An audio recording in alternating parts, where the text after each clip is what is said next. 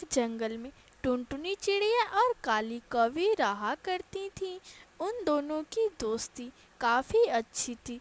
वह दोनों एक ही साथ रहते और एक ही साथ घूमा करती थी।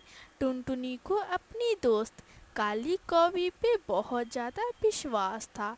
फिर वह दोनों एक जगह बैठी होती हैं, तभी टुनटुनी चिड़िया, अच्छा काली कौवी, इस बार तुम अपने खेतों में किसकी फसल करना चाहती हो? टुनटुनी, मैंने तो तय कर लिया है। मैं अपने खेतों में इस बार भिंडी की खेती करूंगी। अरे काली कौवी, क्या इसमें कमाई है?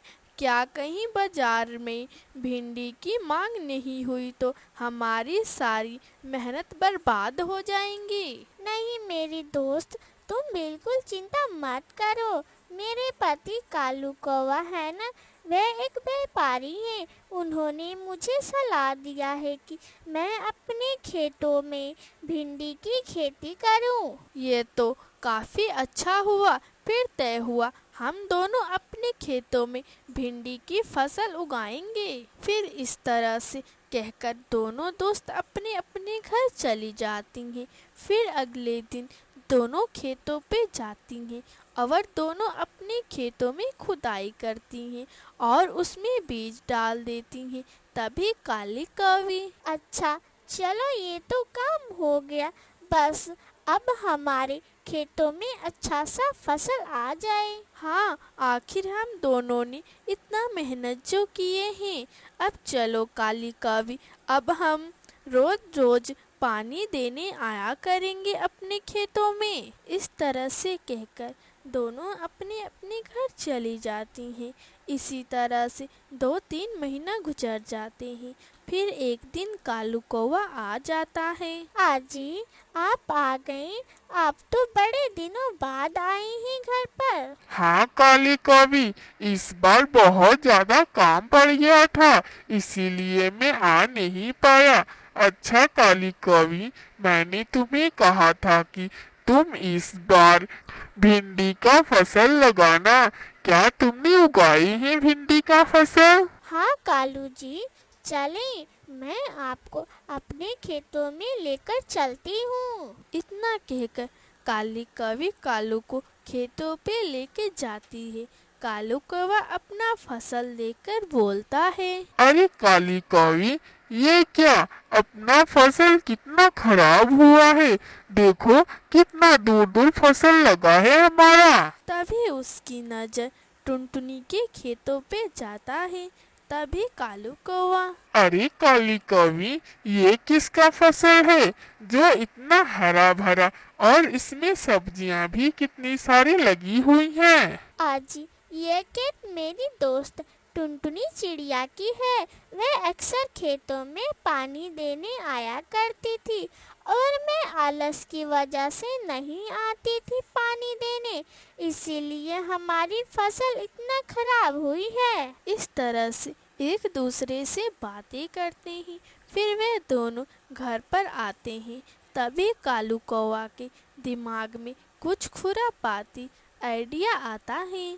तभी कालू कौवा अपनी पत्नी से कहता है, काली कौवी, मैं सोच रहा हूँ कि तुम्हारे दोस्त टुनटुनी के खेतों में से हम भिंडी चुरा कर उसे बाजार में बेचे और ढेर सारे पैसे कमाएं। कालू जी, ये आप कैसी बातें कर रही हैं? टुनटुनी मेरी बहुत अच्छी दोस्त है। अगर उसे पता चला तो हमारी दोस्ती टूट जाएगी। काली कवि, तुम बिल्कुल चिंता मत करो, टुनटुनी को कभी पता नहीं लगेगा। इस तरह से अगले दिन से कालू कौवा जाता खेतों पे और टुनटुनी के खेतों में से फसल चुरा कर लाता और उन्हें बाजार में बेचने चला जाता। इसी तरह से कई दिन गुजर जाते हैं।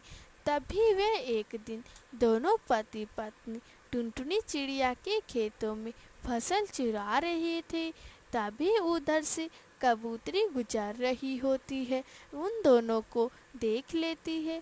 तभी वह टुनटुनी के पास आती है। टुनटुनी, मैं तुम्हें एक बात बताना चाहती हूँ। तुम्हारी दोस्त काली कौवी और उसका पति दोनों तुम्हारे खेतों का भिंडी चुरा रहे हैं। कबूतरी, तुम ये कैसी बातें कर रही हो? काली कौवी मेरी बहुत अच्छी दोस्त है, वह मेरे साथ ऐसा नहीं कर सकती है। तुम्हें जरूर कोई गलत फहमी हुआ है। अच्छा टुनटुनी, तुम्हें मेरी बातों पे विश्वास नहीं हो रहा है तो कोई बात नहीं, कल तुम मेरे साथ चलना और उन दोनों को देख लेना। इस तरह से कहकर कबूतरी वहाँ से चली जाती है। फिर वह अगले दिन आती है और टुनटुनी चिड़िया को लेकर जाती है। तो दोनों छुपकर देखते हैं कि दोनों पति पत्नी टुनटुनी के खेतों से भिंडी चुरा रहे होते हैं। तभी वहाँ पे टुनटुनी आ जाती है। टुनटुनी को देखते ही काली कौवी डर जाती है और कहती है, टुनटुनी, तुम यहाँ पर? ये देखो टुनटुनी, हम तुम्हारे खेतों का देखभाल कर रहे हैं। काली कौवी, तुम इतना झूठ क्यों बोल रही हो? तुमने मेरे खेतों का फसल चुरा रही हो, बस इतना कहो ना। मैंने तुम पे कितना भरोसा किया था और तुम मेरे साथ ऐसा कर रही हो। चलो, आज के बाद से हमारी दोस्ती टूट गई। टुनटुनी, काली कौवी, आज के बाद से तुम मेरी दोस्त नहीं हो और ना ही तुम मेरे से कभी मिलना। इतना कहकर टुनटुनी चिड़िया दुखी मन से वहाँ से चली जाती है और काली कौवी को अपने किए पे बहुत ज़्यादा पछतावा होता है और मन ही मन में वह माफ़ी मांग